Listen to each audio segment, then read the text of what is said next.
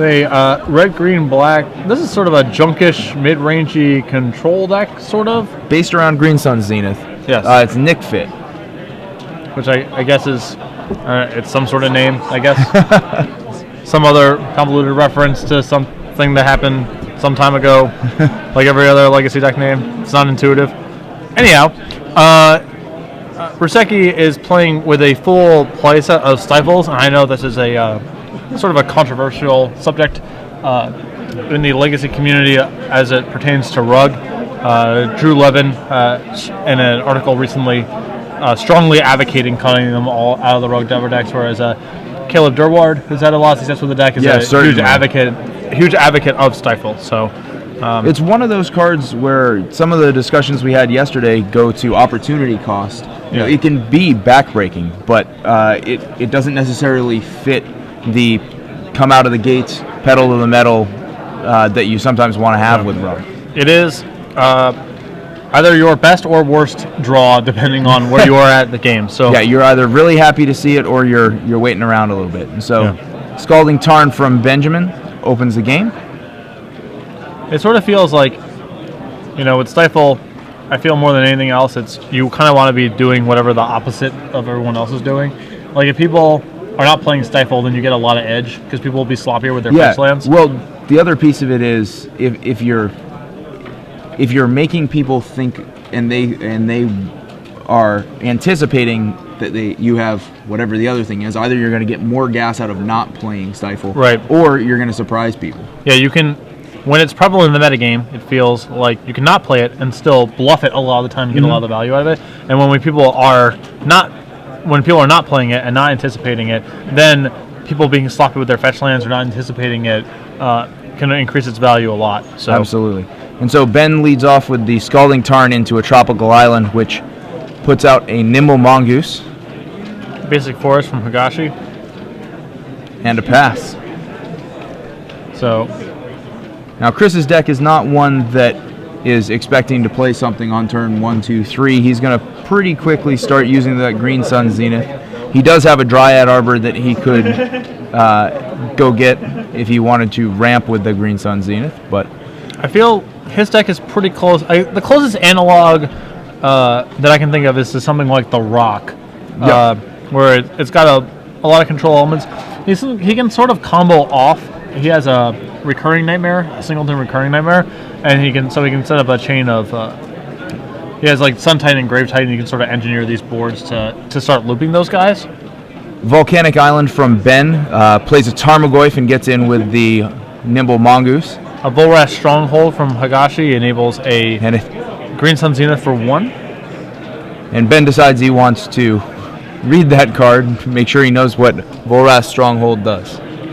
It is, for those of you who have not been playing very long, it is Academy Ruins for creatures that requires black mana. Goes and gets a Veteran Explorer. This one I'm going to actually need to look up. I think he's some land-oriented card from Weatherlight or something like that. Yep, out of Weatherlight, Veteran Explorer. When Veteran Explorer dies, each player may search his or her library for up to 2 basic land cards, put them onto the battlefield. Then each player who searched his or her library this way shuffles it.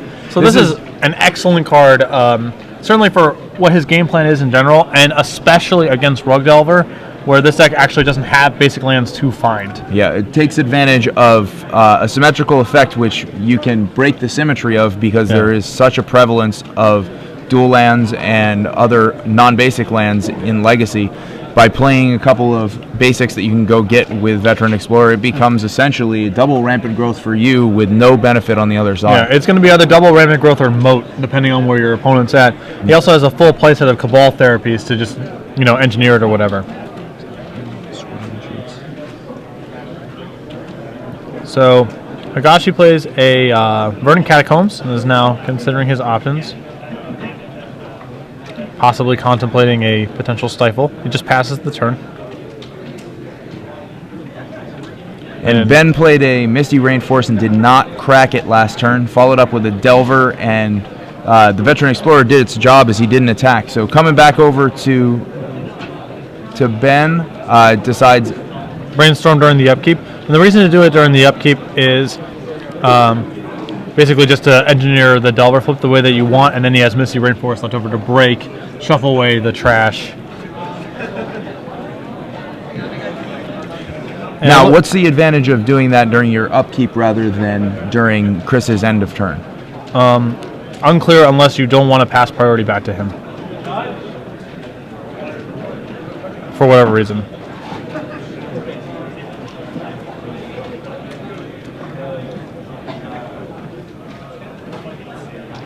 So, Brueseke contemplating his Brainstorm. Now, is this a situation where he might reveal for Delver and then shuffle all of that There's away? a very good chance. Almost certainly. It's sort of, your hand almost has to improve because you're shuffling away the worst card, so unless your hand's completely stacked. All right, so he'll reveal for Delver, flip. A Fork Bolt. Chris needs to read that, apparently. Yeah. And basically, Brueseke has to decide at what point he's willing to actually just kill the Veteran Explorer to attack with all of his creatures. The Nimble Mongoose and the Tarmogoyf don't represent enough of a clock, and it's too early to feel comfortable with the Rampant Growth. So he's going to crack in response to Brueseke's fetch here.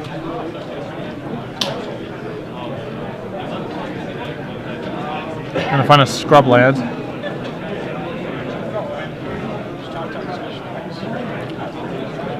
Or not. Or, yeah. That was a Misty Verdant Catacombs that was? Yeah. Okay. I mean, it looks like he has a Swords of Plowshares in his hand, and it looks like he just wants to kill the Delver before Brueseke gets to enter his draw step.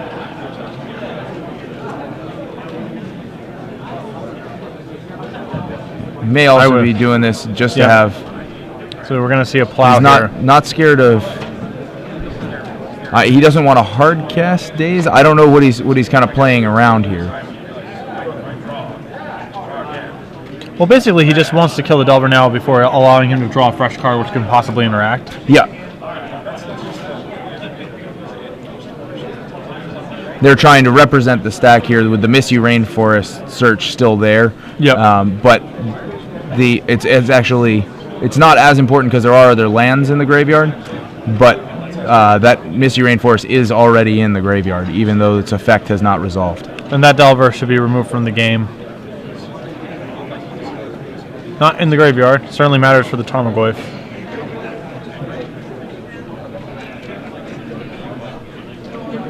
Brueseke finds a Taiga.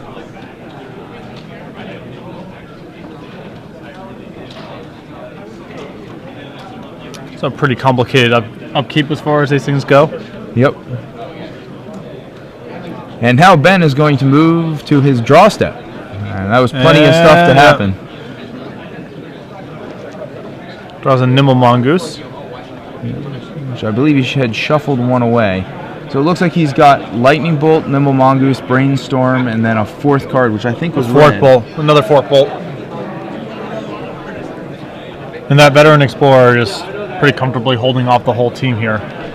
Yeah, and Benjamin literally has nothing to go get.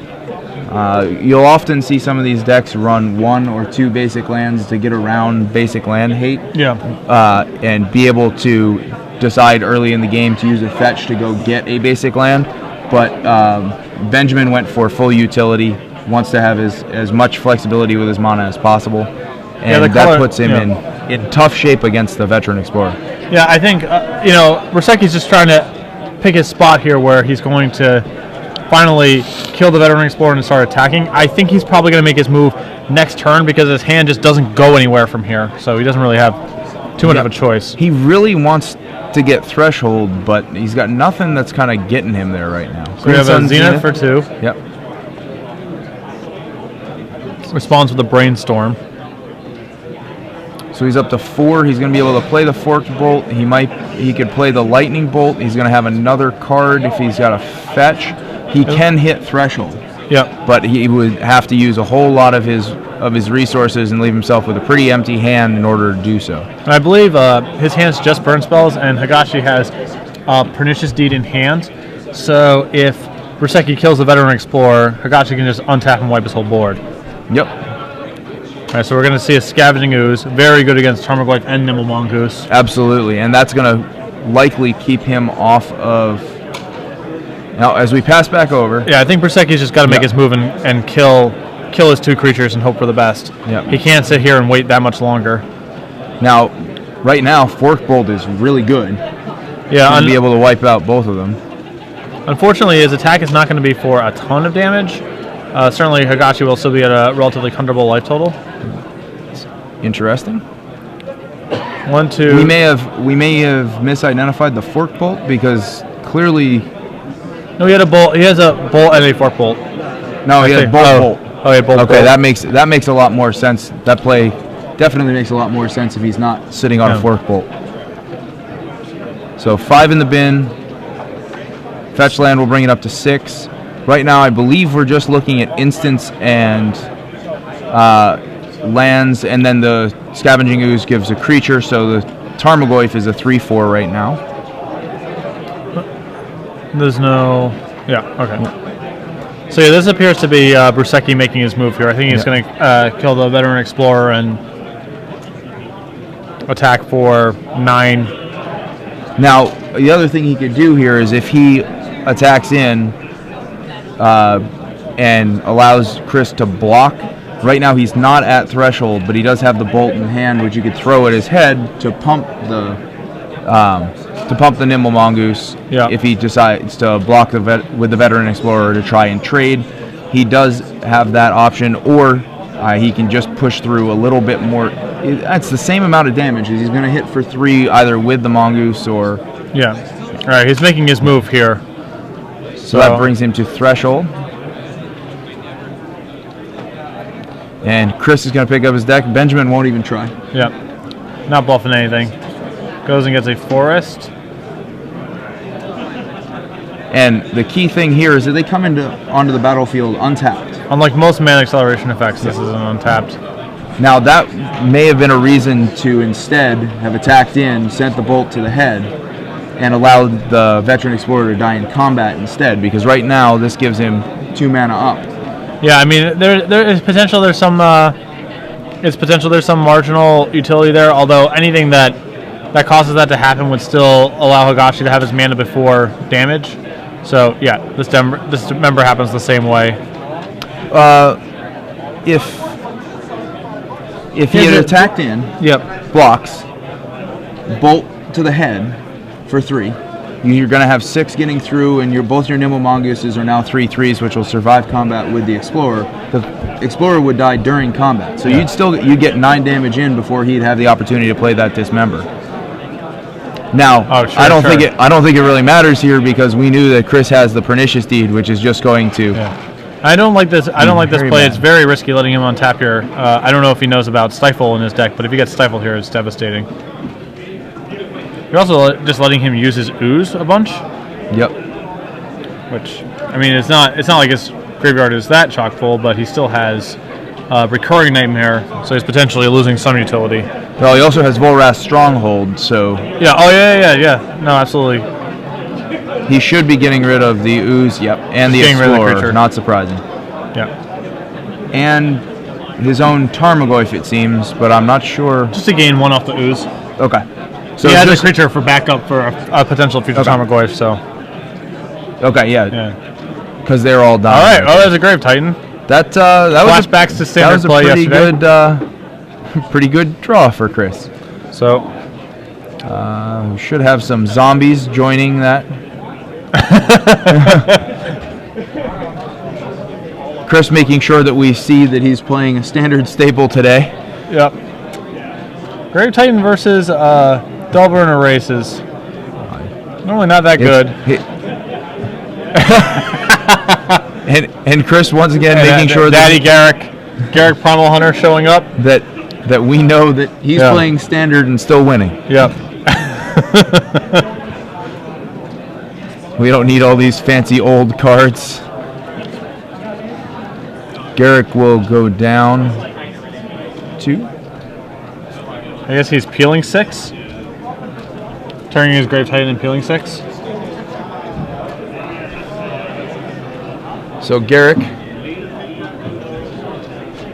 came in with 3, removed 3, and drew some cards. So I would say that Chris is ahead here. Yeah, he has to prevent himself from getting, like, unless he's doing something. I actually don't like doing anything here. For example, unless he's for sure killing the Delver, because now falling to 9 is actually a critical flashpoint, because if Delver flips and it's 2 bolts in the hand, then he just sort of dies. So unless there's something in here that protects himself against that sequence, I'm not a huge fan of. Oh, Cabal Therapy. Yeah, but if he has bolt, he can bolt in response. Yeah. That's true. I mean, the only card that makes sense here, in my opinion, is Chain Lightning. Oh, okay, Spell Snare, sure. Just call the Colt, sure. Okay.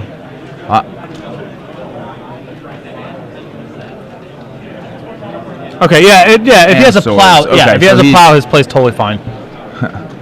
I'm unclear as to why Benjamin simply put that card away rather than using it to scoop the rest of the cards. There, all right. Okay.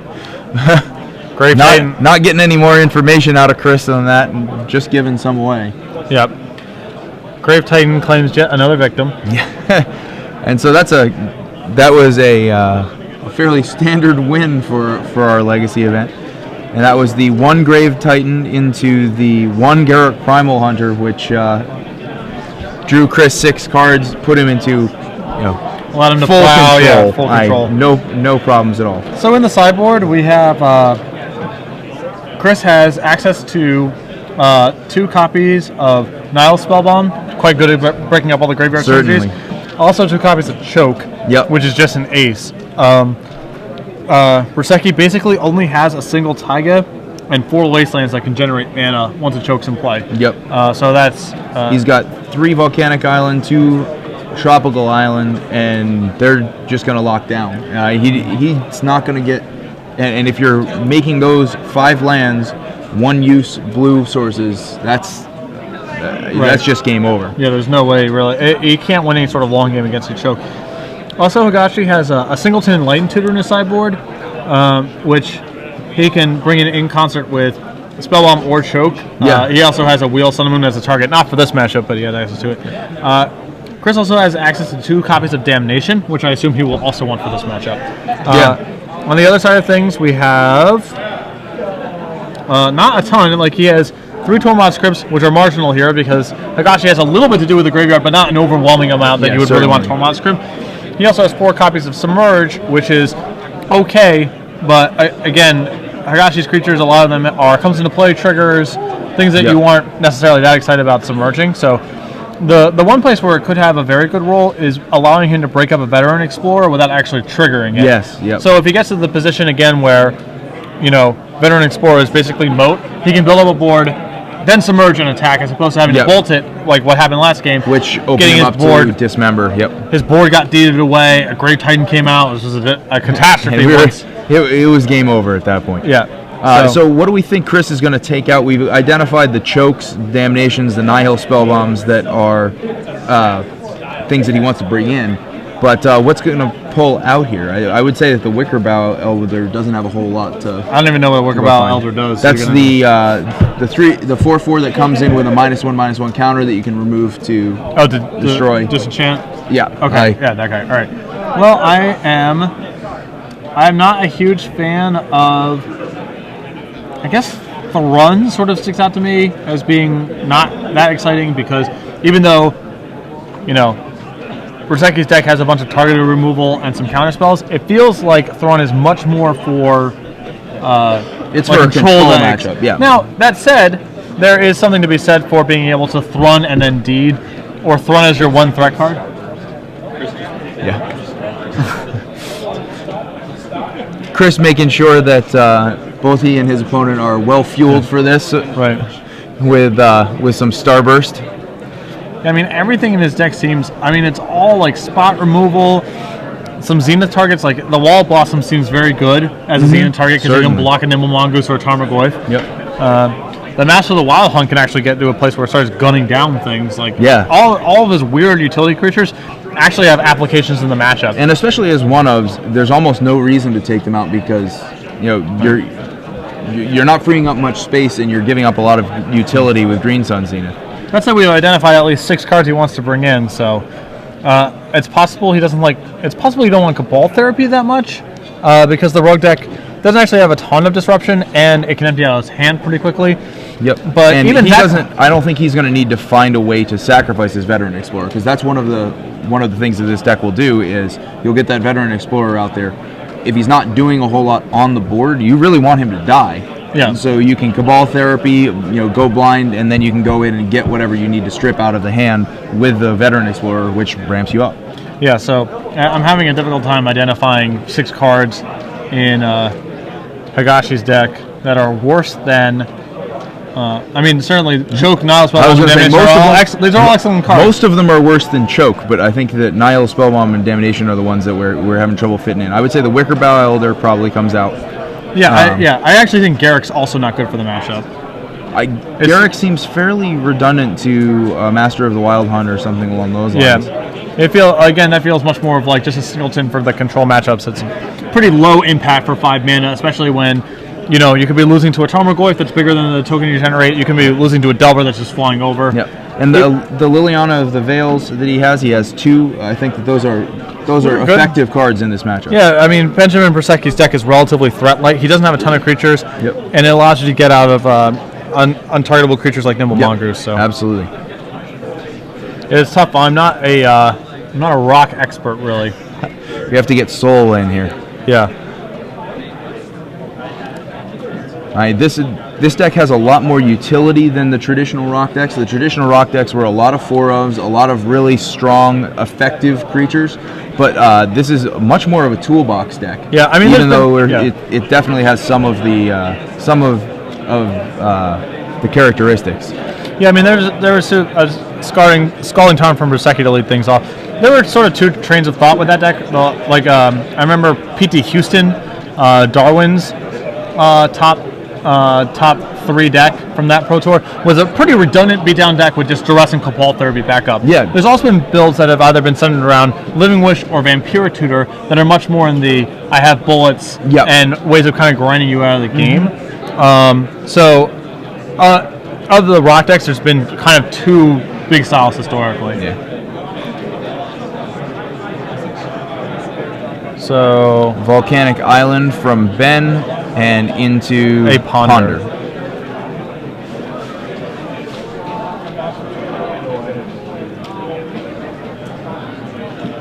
Looking at a hand of Daze, it looks like.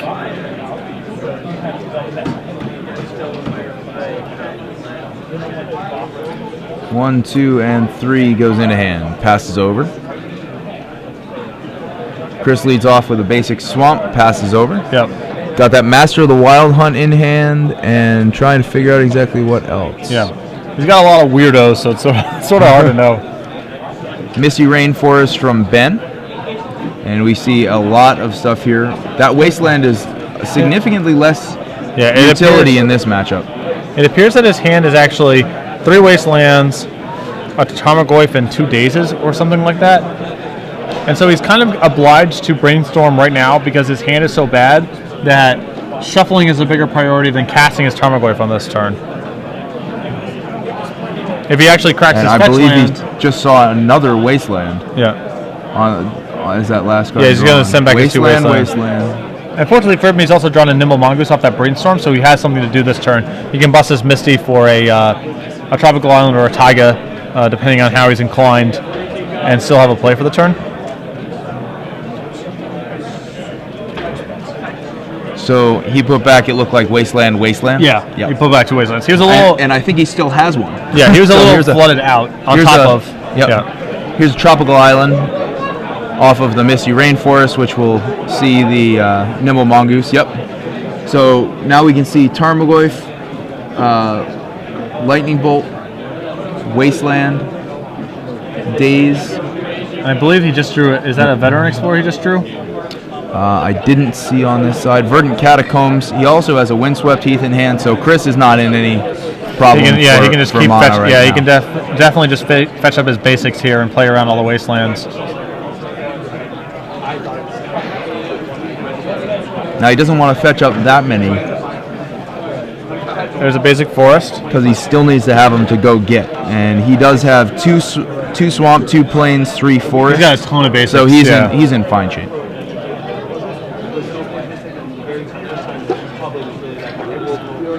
Oh, it's a Wall of Blossoms. Wall of Blossoms. He's going to draw... From the Wayback Machine. Yeah. He's going to draw Chris a card.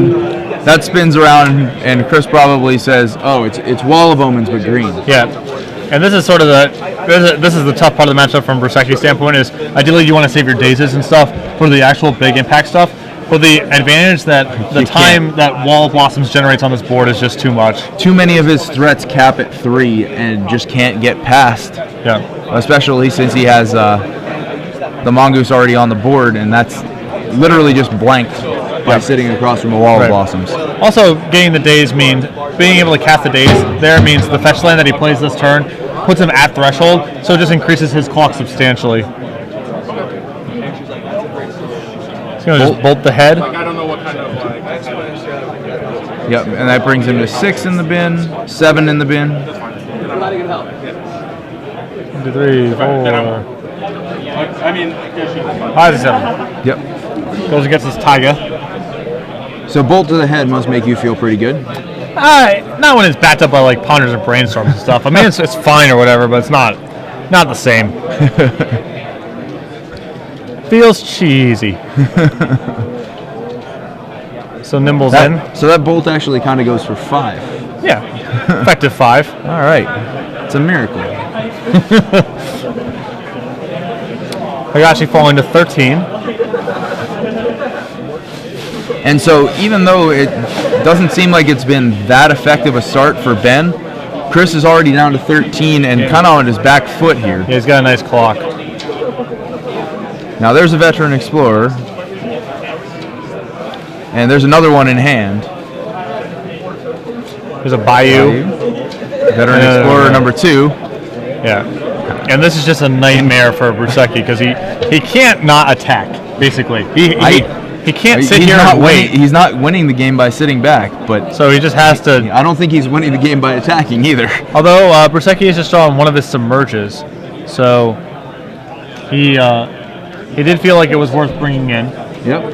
And the game position almost got to this point. If Higashi only had 1 Veteran Explorer, then he could play a Tarmogoyf this turn and set up a huge submerge the next turn. Yep. But with 2 unfortunately, on the board, it puts him in real tough shape. Yeah, he either has to just allow Higashi to Veteran Explorer, or he has to wait to draw a second submerge to be able to go about his path. And either way, he's in a tough spot. Now, what he could do here is he could attack with the Nimble Mongoose, intending to only kill 1 of the Explorers, even if he double blocks, which would accelerate Chris, but not as much, but would also set him up with only 1 creature on board. Yeah. No, he's just gonna. I think he has to just wait. Higashi's life total is too high for him to start going to work like that. Oh, and Higashi has just drawn an Enlightened Tutor. So he brought in his Singleton Enlightened Tutor in the sideboard, and now he has potential access to Choke. Now, your ideal situation with Choke is always to catch the islands already tapped down. Yep. But even if all you do is turn them into one-shots, then that's a perfectly acceptable use here. And Brueseke, intentionally or otherwise, tapped his mana in such a way to play around Choke. Because he committed his Taiga to green mana. I think he's... it's probably on his radar. Well, he also has... He may still have the Stifles in. Which, and there's Thrun. So now actually the board's pretty good and locked up. And we're removing what? Yeah, remove the wall. And yeah, the counter goes on the Scavenging Ooze. There's no more creatures in any of the graveyards here, so. Wasteland. It's going to knock out the Bayou. Which doesn't really do a whole lot. Totally just sets him back a little bit. Trying to figure out exactly how he can work around this. Thrun is... We were talking about him as possibly one of the weaker cards, but he's a heck of a roadblock right now. Yep. Well, there's a Delver that might be able to get over the top, and he really needs to... I mean, his whole game has to be just hedged around getting this guy to flip. There's nothing else going on, really. And he's got to hope that Chris doesn't have much, but don't think that's the case. All right, so Throne's going to get in. So Chris feeling comfortable enough to, use that Thrawn offensively. Those two the veteran explorers just do pretty well holding the ground. Really, quick no look at creatures. Graveyard says, don't even care. Looking and cold flips. That's a stifle. Which allows him to be more aggressive with the explorers. Yes. He can, in theory, submerge one and stifle the other's trigger. But I think he's going to go just trying to get that insectile aberration to get in. Enlightened Tutor at the end of the turn. That is not exciting for Ben. Well, he's not exposed to choke right now, so I'm not sure what he is setting up here exactly. So he does have access to Recurring Nightmare if he wants to do something along those lines. He's got access to Deed if he just wants to knock out all of the low cost and leave Ben trying to get back into it with the cards in his hand. But he will choose to go for choke and turn his turn the volcanic island and the tropical island into one shots. Yep. Now, one of the ways around choke is to use Daze and return an island to get it untapped on the next turn or later in that turn. Yeah, and fortunately for Brueseke, he already has a pretty... I mean, he, in theory, has all he needs to win. So he doesn't actually have to really commit his mana to anything.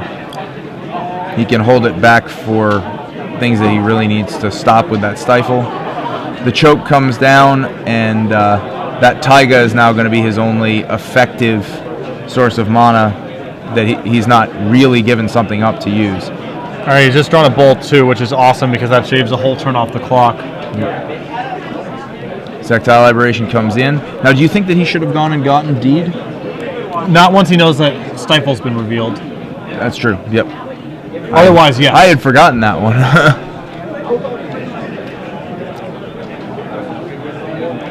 I mean, it's plow or bust, basically.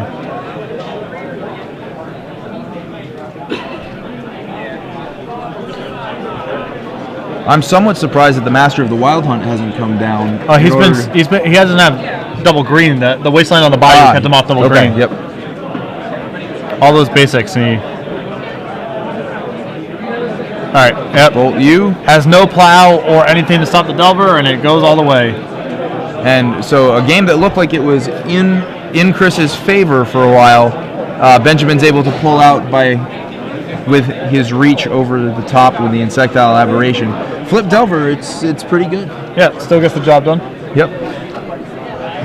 So, yeah, I'm not sure exactly what was going on with Higashi's hand there.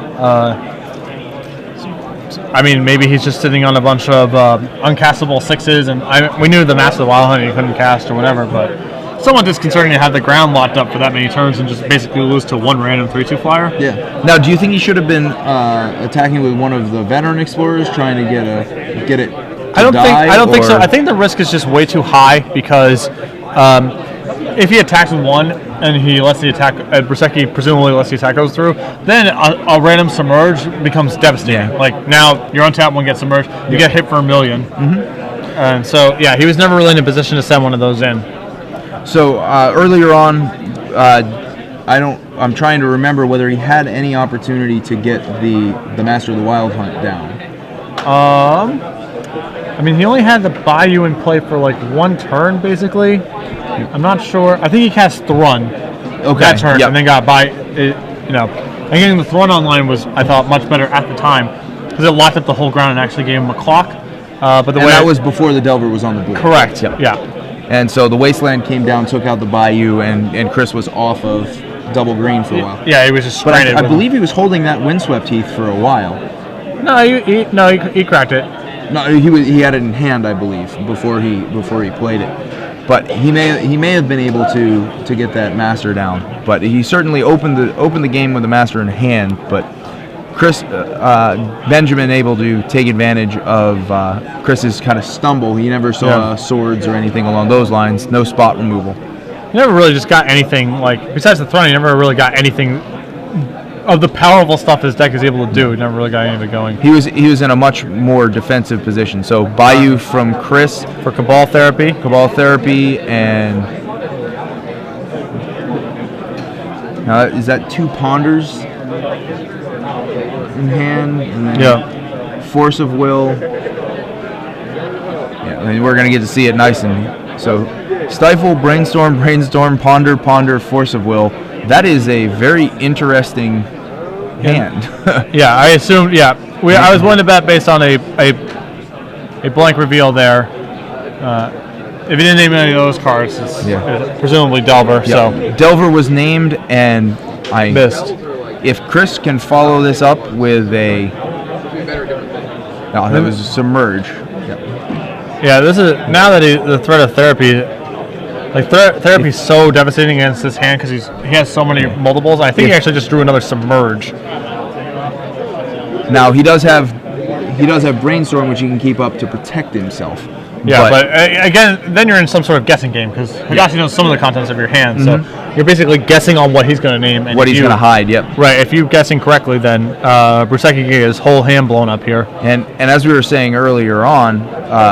If it's a veteran explorer that he gets to use to flashback, he wins anyways. And the worst part about this is Brueseke doesn't even have a second land yet. Right now it looks like he's looking at Wasteland Bolt. So Wasteland Bolt and I can't quite see the third. Yeah. And passes back over, and this is a huge opportunity to. Yeah, this is veteran explorer. Strip. If he can do it, Explorer. Yeah. Oh, nope, another Cabal Therapy. And so this should strip. Yep, it'll draw. I think he might be forcing this. He's getting 2 cards no matter what happens. He's either getting Force of Will and something of Ben's choosing, or he's probably going to pull the 2 Brainstorms. At this point, he used one of the Ponders. I think he only had he had 2 Ponders, 1 Brainstorm. All right, so he's forcing, and a lot of this is trying to just reduce the diversity of the homogeneous. Oh boy, there's a veteran explorer. Wow. We're going to get a flashback to therapy and rampant growth twice. And you also get access to that mountain immediately. Yep.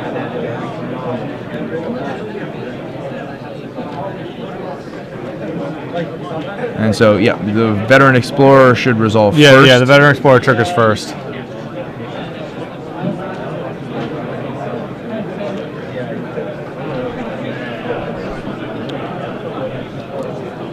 And a free shovel for Brueseke here. Yeah, who knows that the top of his deck is not what he wants to see. Right.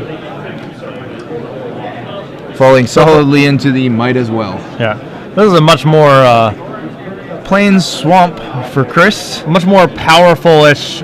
This feels more in line with what the deck's supposed to be doing. Some disruption, overload, ramping.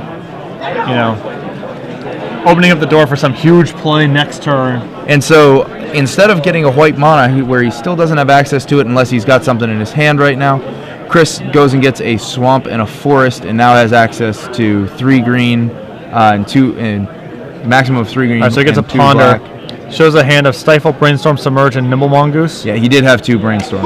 Yeah. So yeah, Brueseke's hand is just getting ripped to shreds here. And a 3rd therapy. Jeez. Yeah, when one of those goes away, and so that therapy is going to take the Brainstorm. Leaving him with just a hand that opened for Ben with 2 double Ponder, double Brainstorm, and looked like he was going to be able to smooth out his draw as much as he wanted to. Ends up with him being able to cast 1 Ponder and losing the other 3 cards. And now his hand is Stifle and 2 Submerges, so if Higashi has a Thrun here, it is over. Or Veteran Explorer to strip his hand. And presumably this is going to name Submerge, which he just drew another copy of. Because he saw. Yeah. And the Stifle means nothing at this point. Yeah, it's not stopping anything. Nothing that he cares about, at least. Right. And so Plains gives Chris the ability to cast anything in his deck at this point. Right. All right. So we strip Submerge, leaving on the plus Stifle. side, all these therapies have gotten him to Threshold. Yeah. So does he have anything? That nimble mongoose is ready. He's ready to start fighting. Xena for 4, and I think this is going to go get a Thrun, and that should just about do it. Now Higashi has complete control of the damage race. This is quite... Look at Brueseke's board. Picking oh no, we're getting a little fancier. Never mind. Master of the Wild Hunt. I'm not sure why. I suppose last game it would have been better, so he might still have. It that also locks inside. out Delver, which is a concern he should have from here. And Ben's going to be perfectly happy to try and trade. It's going to count again. Make sure. Yeah, you're good. By having played only 2 spells, is 3 spells, I guess, one of which removes one of the cards in his hand from the game, he has Threshold. He's drawn a Taiga, which he is not going to play.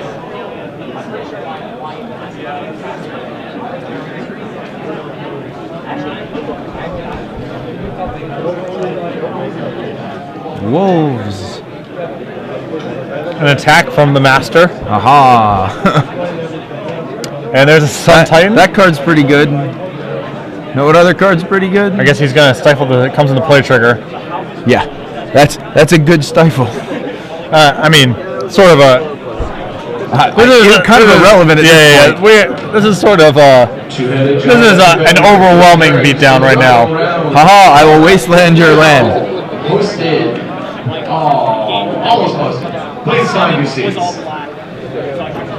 All right, so with nothing but the crying left in this game here, Chris Higashi with an overwhelming board advantage. Therapies and Veteran Explorers just... All right, so Deed for backup. Now he actually has Deed plus Sun Titan. This is about as close to a full lock as this deck can really generate. Yep. At this Brueseke point, with his solitary Tropical Island in play. thinking that perhaps, aha, All right, so yeah, Tarmogoyf, and it's really big. I hope. Deed it away, get my deed back.